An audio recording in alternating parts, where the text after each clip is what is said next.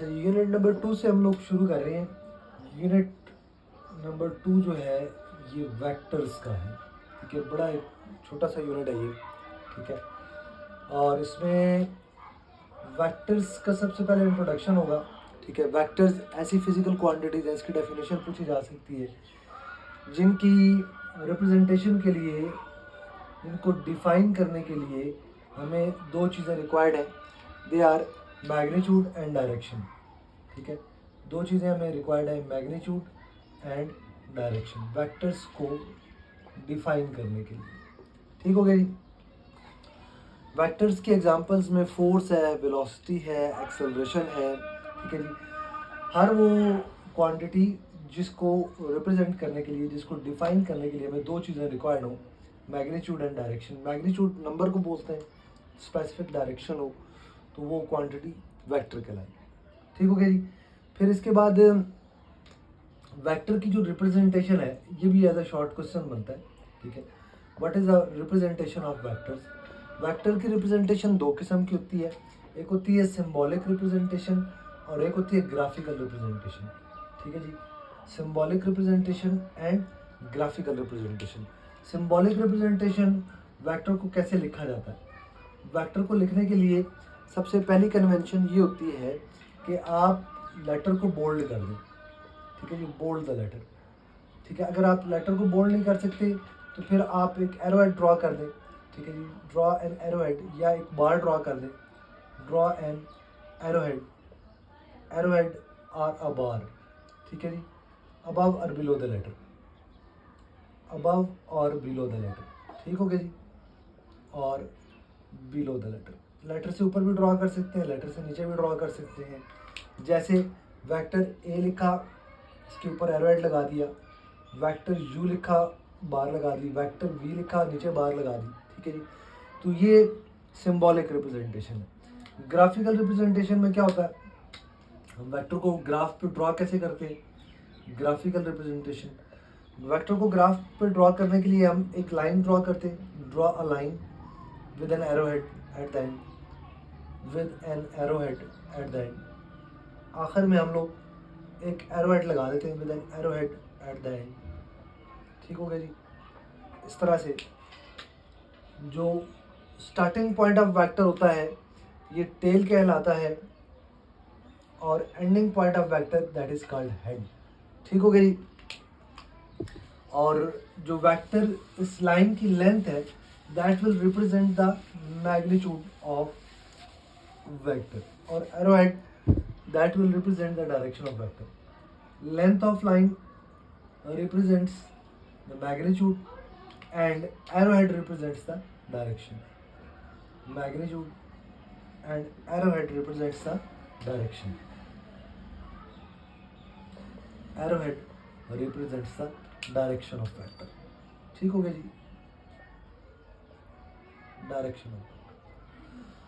अच्छा, वेक्टर्स के टॉपिक में एक टॉपिक हम मैट्रिक में पढ़ते हैं, यहाँ पर भी हमारी बुक ने लिखा है, that is resolution of vectors. ठीक है जी, आप रेजोल्यूशन ऑफ वेक्टर्स को कैसे लिखेंगे, इसमें से क्या क्या क्वेश्चंस हो सकते हैं, एमसीक्यूज क्या आ सकते हैं रेजोल्यूशन ऑफ वेक्टर्स में से। वेक्टर्स की रेजोल्यूशन में क्या मतलब है, वेक्टर्स को स्प्लिट करना, splitting of vectors into rectangular components. ठीक हो गया जी, splitting of vectors into rectangular components, vector को अलग करना, स्प्लिट करना इनके रेक्टेंगुलर कंपोनेंट्स में, दैट इज कॉल्ड रेजोल्यूशन। अब यहाँ पर बात आ रही है रेक्टेंगुलर कंपोनेंट्स की, तो सबसे पहले हम कंपोनेंट को देख लेते हैं। What is component. Component is the affective part of a vector. एक स्पेसिफिक डायरेक्शन में वेक्टर का एक affective part of a vector, that is component. फिर बात करते हैं रेक्टेंगुलर कंपोनेंट की, तो रेक्टेंगुलर कंपोनेंट क्या होता है। रेक्टेंगुलर कंपोनेंट्स क्या होते हैं, ऐसे कंपोनेंट्स जो एक दूसरे के साथ राइट एंगल पर हो। ठीक है जी, components at right angle to each other, components at 90 degree, components of a vector at right angle to each other. ठीक है, they are called rectangular components. ठीक हो गया जी। यहाँ से क्या एमसीक्यू पूछा जाता है कि एक वेक्टर के कितने कंपोनेंट्स हो सकते हैं। अगर एमसीक्यू पूछा जाए वेक्टर के कितने कंपोनेंट्स हैं, सिर्फ कंपोनेंट्स कहा जाए, दे आर इनफाइनाइट कंपोनेंट्स। ठीक हो गया जी। अगर पूछा जाए वेक्टर के रेक्टेंगुलर कंपोनेंट्स कितने हैं, तो रेक्टेंगुलर कंपोनेंट्स देखें जो 2 डायमेंशनल होती है, इसमें वेक्टर के 2 रेक्टेंगुलर कंपोनेंट्स होते हैं, they are X component and Y component. ठीक है जी, 2 components, 2 rectangular components, 2 rectangular components, they are X component and Y component. ठीक है जी। और अगर ये 3 डायमेंशनल है, 2 डायमेंशनल को प्लेन कहते हैं, 3 डायमेंशनल को स्पेस कहते हैं। ठीक है। अगर ये 3 डायमेंशनल है तो फिर 3 रेक्टेंगुलर कंपोनेंट्स होंगे, x component, y component and z component. ठीक हो गया जी, 3 रेक्टेंगुलर कंपोनेंट्स हैं। एक तो ये क्वेश्चन हो सकता है इसमें से, ठीक है, एमसीक्यू हो सकता है।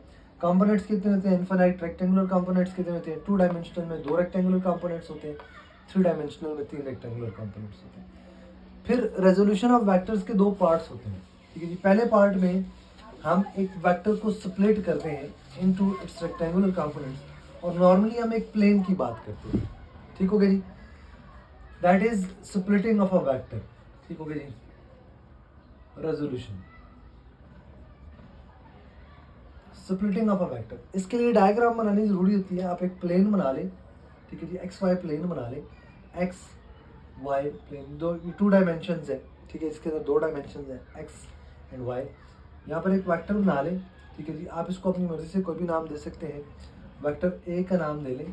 ठीक है, इस पॉइंट को आप पी का नाम दे लें। ठीक हो गया, और इस पॉइंट को आप बेशक आप क्यू का नाम दे लें।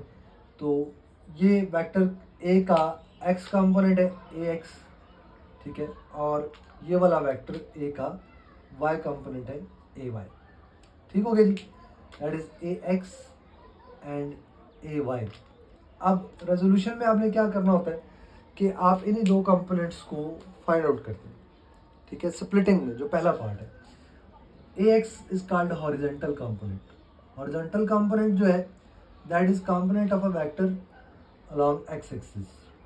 ठीक हो गया जी, and it is making an angle theta with positive X axis in anti clockwise direction.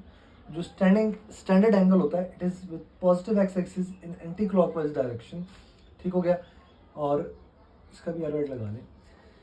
Horizontal component is the component of a vector along x axis, इसलिए हम ट्रिग्नोमेट्री में cos थीटा यूज करते हैं। इसका cos theta that is equal to base divided by hypotenuse.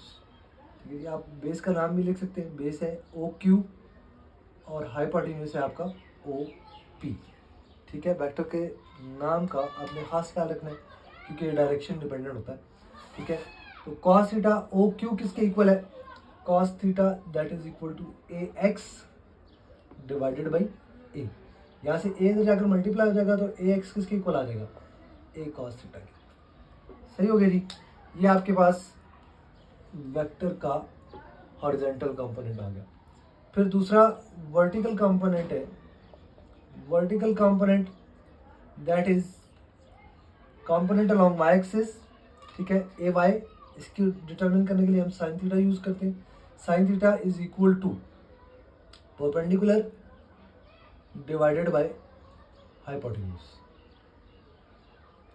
ठीक हो गया जी, perpendicular is Q P divided by hypotenuse is O P. ठीक है, क्यू पी किसके इक्वल है, ए वाई के डिवाइडेड बाई ए, ये ए इधर जाकर मल्टीप्लाई होगा तो ए वाई किसके इक्वल हो जाएगा, ए साइन थीटा के। ठीक हो गया, ये दूसरा कंपोनेंट आ गया A Y that is equal to A sine theta. अब वेक्टर को लिखते कैसे हैं, इसी के अंदर आप वेक्टर को लिखते कैसे हैं। वेक्टर को लिखने के लिए तरीकाकार ये है कि आप वेक्टर ए लिखें, इसका एक्स कंपोनेंट लिखें प्लस वाई कंपोनेंट लिखें प्लेन के लिए, या आप इसको यूँ लिख सकते हैं A X I unit vector plus A Y J unit vector. ठीक हो गया जी। अब ए एक्स की जगह आप बेशक उसका कंपोनेंट लिख दें, हॉरिजॉन्टल कंपोनेंट ए कॉस थीटा आई यूनिट वैक्टर प्लस ए साइन थीटा जे यूनिट वैक्टर। ठीक हो गया जी। अब इसमें से क्वेश्चन अक्सर एमसीक्यू आता होता है कि किस एंगल के ऊपर ए एक्स और ए वाई आपस में इक्वल हो जाते हैं। At which angle both horizontal and vertical component will be equal. A x is equal to A y, ठीक है। तो अगर आपको पता हो तो theta is equal to 45 degree पर cos 45 और sin 45 की वैल्यू इक्वल होती है, दैट इज इक्वल टू 1/√2। तो यहाँ पर theta is equal to 45 degree पर जो दोनों कंपोनेंट्स हैं ये आपस में इक्वल हो जाते हैं। ये अगर एमसीक्यू आ जाए, ठीक है, तो ये आपने फाइंड आउट करना है। फिर रेजोल्यूशन का दूसरा पार्ट होता है determination of vector. Determination of a vector from its rectangular components. आपने वेक्टर को कैसे डिटरमिन करना है फ्रॉम इट्स रेक्टेंगुलर कंपोनेंट्स, ठीक हो गया जी। वेक्टर को डिटरमिन करने के लिए हमें दो चीज़ें रिक्वायर्ड है, ठीक है।